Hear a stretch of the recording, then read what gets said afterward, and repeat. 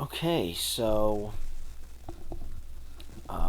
day two of CinemaCon was yesterday, and I was able to cover the Lionsgate stuff in real time, but Warner Brothers panel was a little later, um, and I have to wake up early for my job, and so now I am covering the Warner Brothers stuff today. I haven't seen anything about the Angel Studio updates. I haven't seen anything about that posted on online, so I won't be able to get to that. Currently, I think right now they may be watching the live action How to Train Your Dragon right now. People at CinemaCon may be watching that movie early, and so we might hear some things pop out about that after the movie's done. But let's talk about what Warner Brothers gave some updates about at CinemaCon. Of course, first up is James Gunn's Superman movie, which is coming out in July. Like I've been saying, July is a big, big month for movies. It is such a big month for movies. One of 2025's most anticipated films made an appearance at CinemaCon, first with a behind-the-scenes sizzle reel before James Gunn, Peter Safran, and the main cast took to the stage to introduce the Summer of Superman with an exclusive clip. Footage starts similarly to the first trailer, with Superman crashing in the Arctic, injured and whistling to summon Crypto, who arrives in a big snowy flurry. Crypto playfully jumps on Superman as he grunts in pain, "Take me home."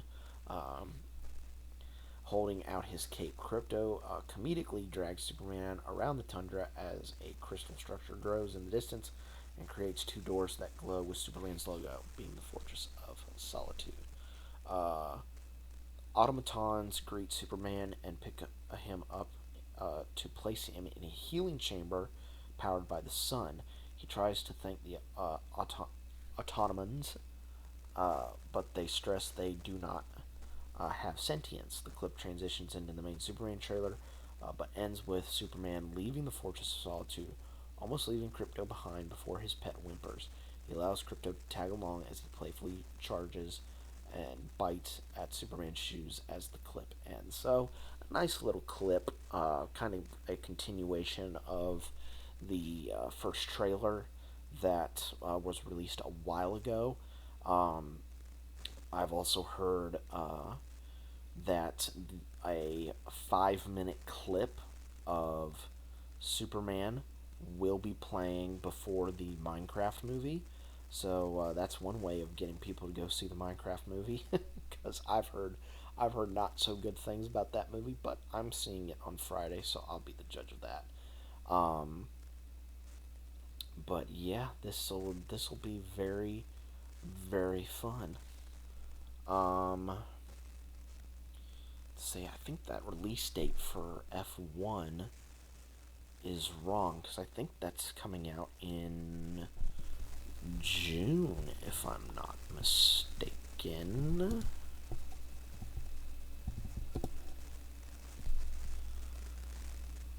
Yeah, it says that it's coming out in June. I don't know why it says February, but okay. Of course, this is the film directed by Joseph Kosinski, who did Top Gun Maverick, and just by the shots that are in the F1 trailers, um, it's gonna look so cool.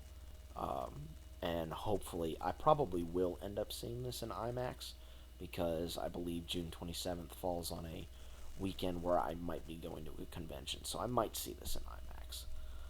But attendees at CinemaCon were surprised with the 10 full minutes of footage. First look opens on Brad Pitt's character Sonny, a F1 driver doing pull-ups in his trailer before he participates in a race. Um, just like in Kosinski's previous directorial effort, race sequences are beautifully shot and the sound mixing is properly loud and immersive.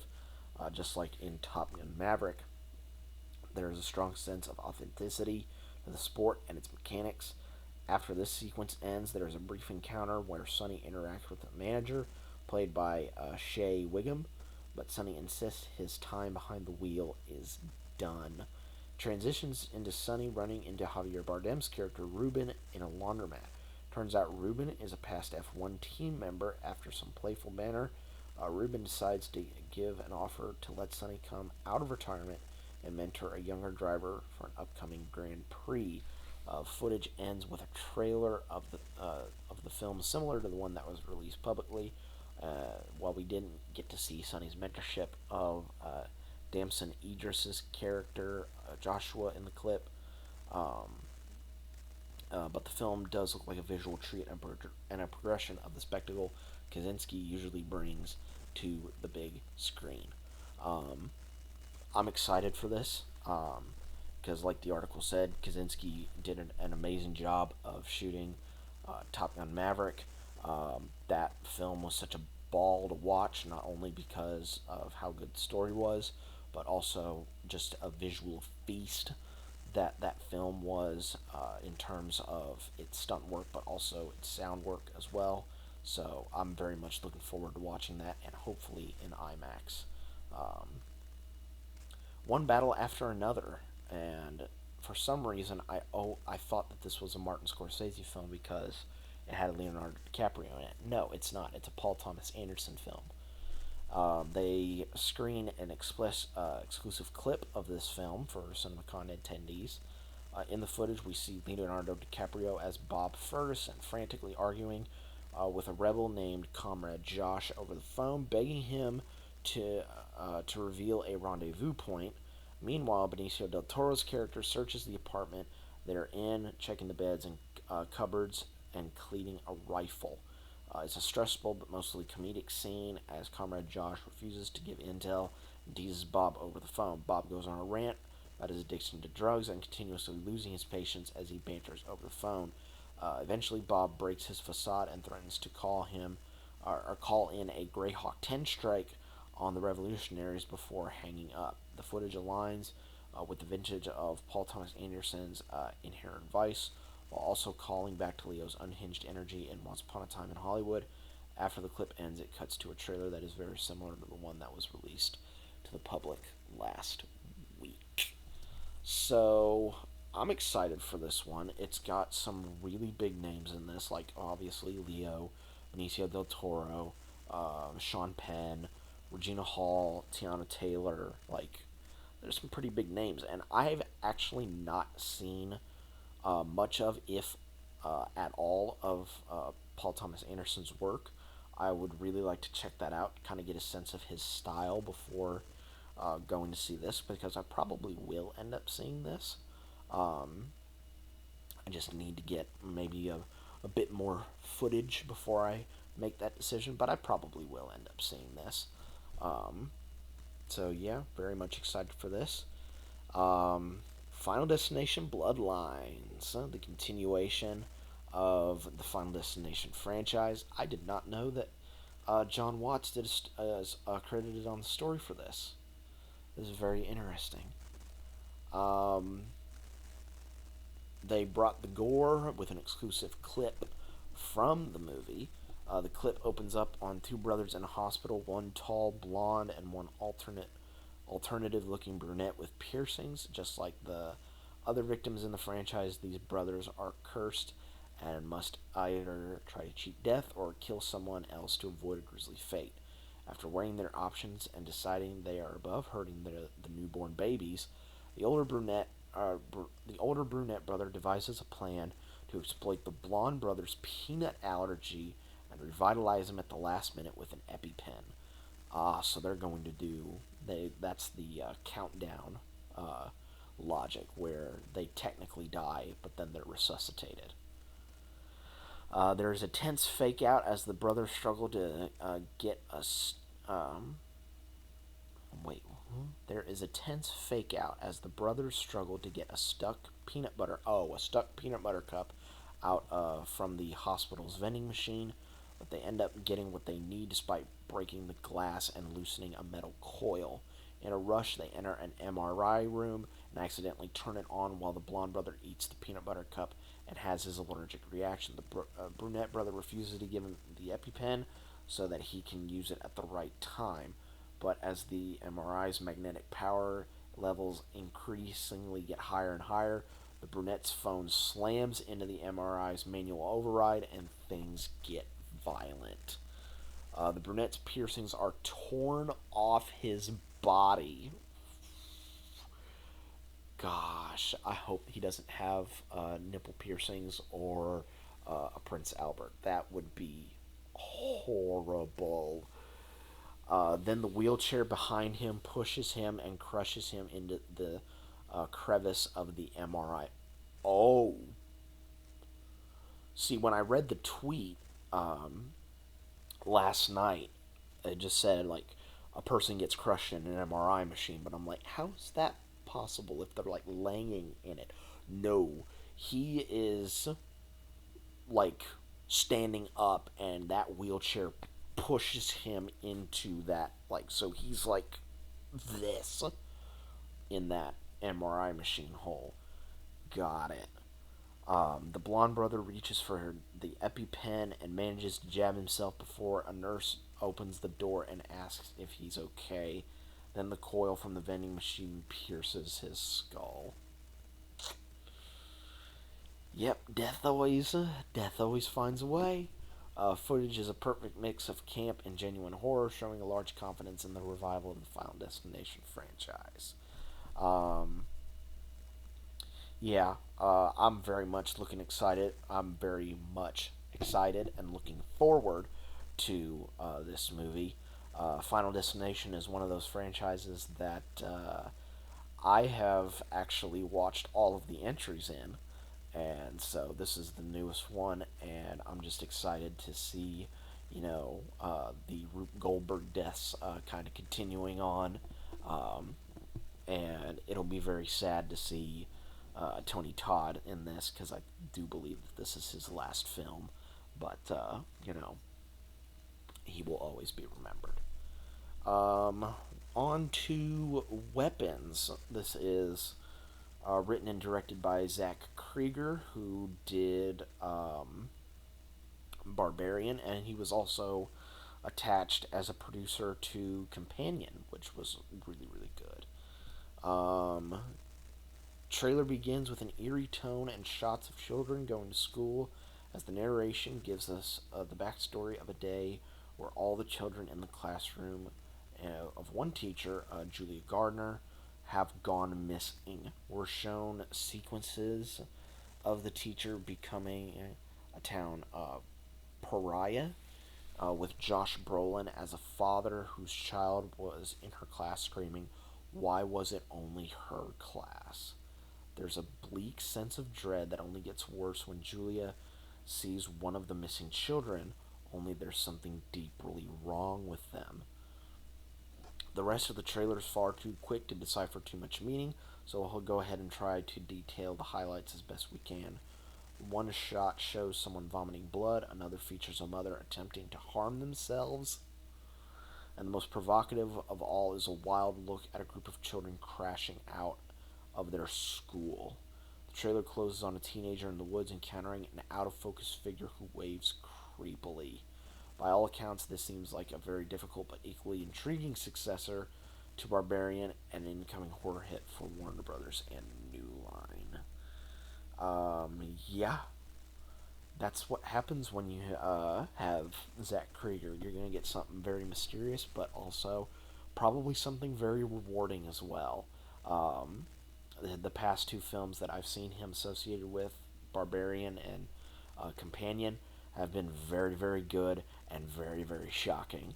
So I'm looking forward to that for sure. And when did this say it was coming out?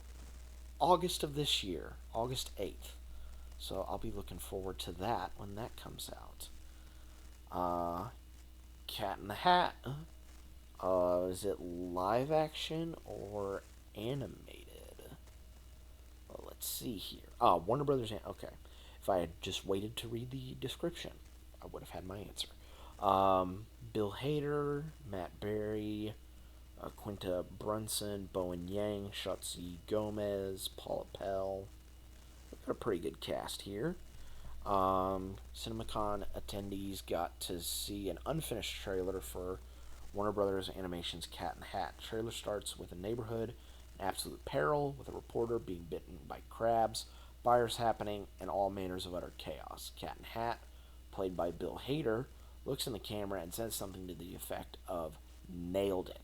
This is where the trailer takes a turn when we see the Cat in the Hat works for some sort of imagination corporation with other creatures with names like Bug with a Mug.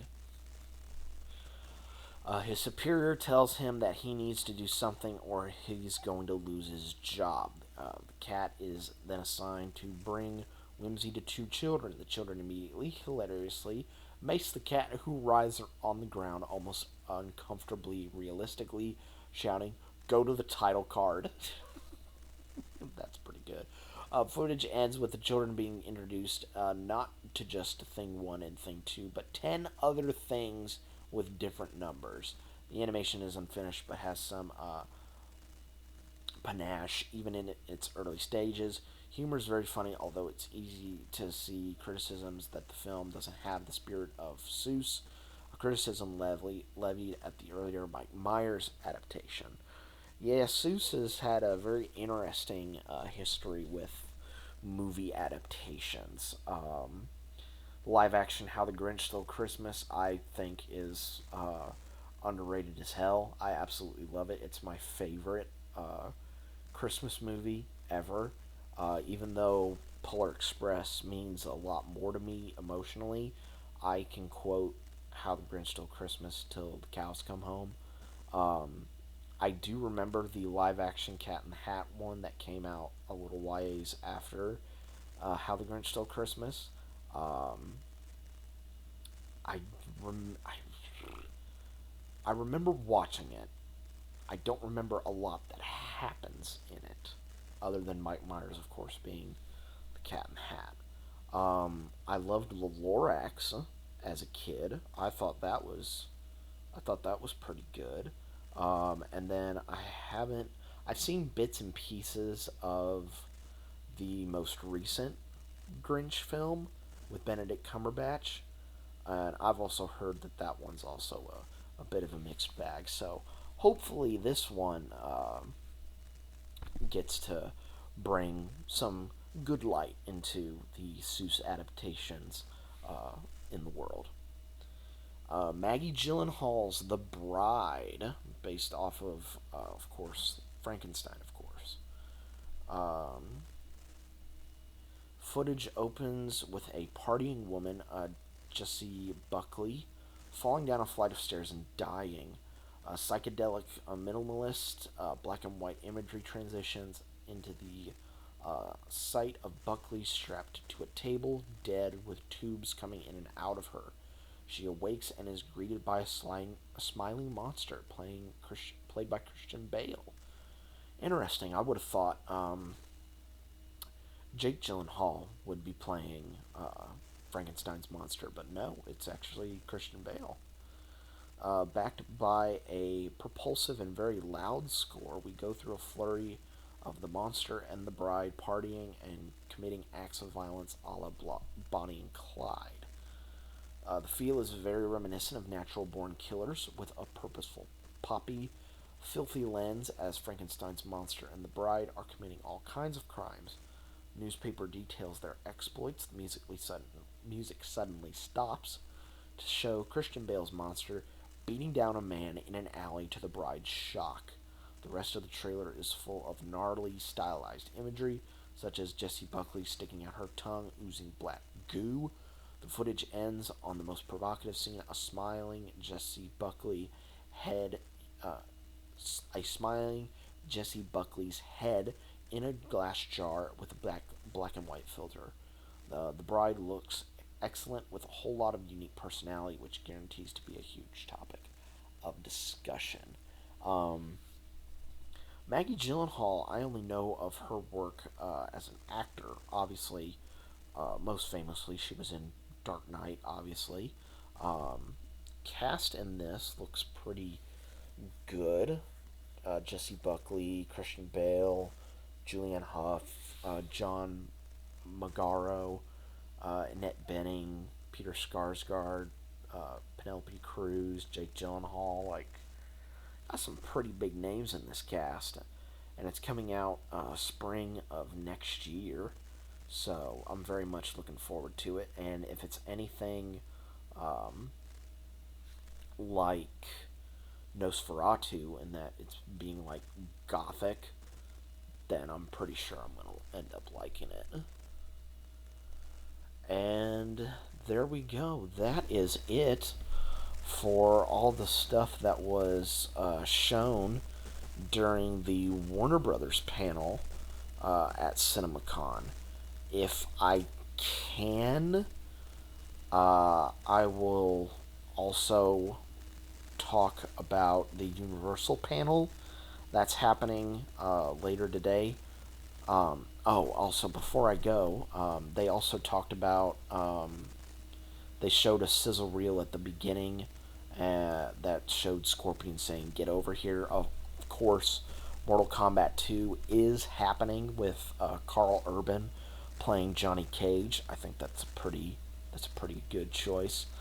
They also talked about Conjuring Last Rites, which is the last of the Conjuring films. That was kind of set up in The Nun 2 with that post-credit scene of the Warrens getting a call from a nun in Italy, which I think will be very interesting. Um, and I think that was everything else that wasn't covered in this specific article. But I think Warner Brothers had a pretty good show out. Obviously, I think the big talking point was Superman, obviously, but everything else sounds pretty good, and I'm looking forward to it for sure. Um, like I said, I don't know if I'll be able to cover Universal live as it has happening tonight, but if I don't, I will have it up for you guys tomorrow. So if it's not up tonight, it'll be up tomorrow. But until next time I see you guys, be sure to take it easy.